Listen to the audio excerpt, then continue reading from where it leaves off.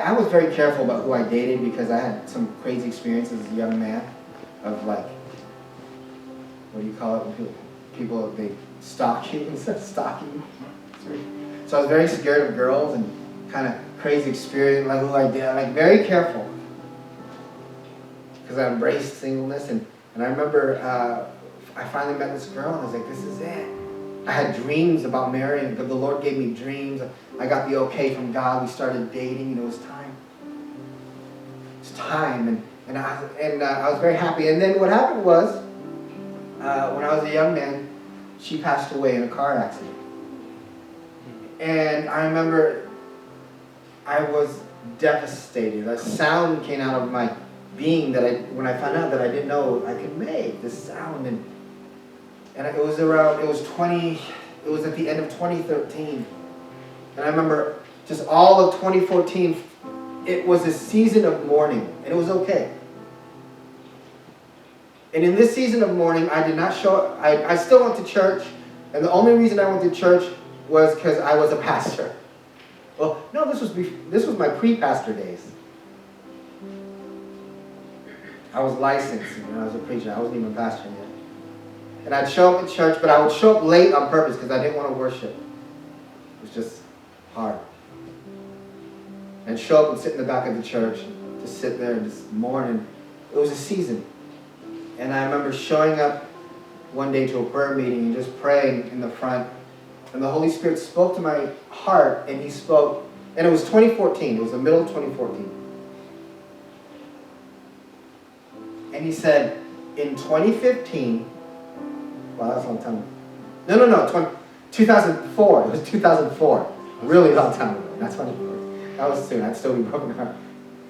It was 2004. And in 2004, I was in a prayer meeting. The Holy Spirit spoke to my heart. He said, in 2005, you'll feel better. In 2005, it will be different. How many of you guys know, according to the Bible, there's a time to heal?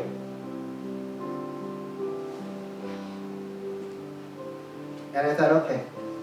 And I kid you not, January 1st, 2005, when I woke up, it was like a dark cloud had been removed. It was by supernatural. I woke up and it was gone.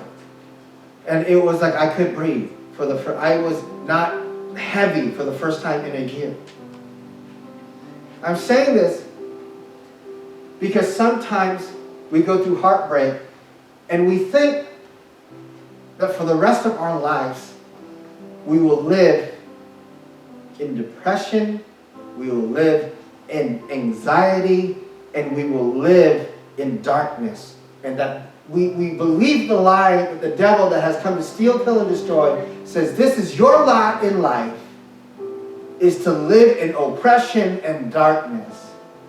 When God is saying no, because there is a time to heal. And when God heals you, He takes you to the other side and He makes you better from the inside out. He heals you completely and He makes you whole. There's a time to mourn and there's a time to laugh. There's a time that God heals.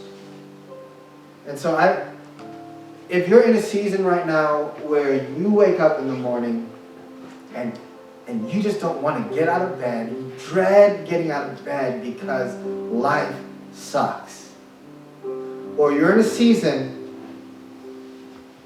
where you do get out of bed, but you can't wait to go back to bed because you just want to be unconscious. I'm here to tell you, hold on. Hang on. God's going to take you to the other side, because the thing about seasons is they're not forever. Seasons change. Amen?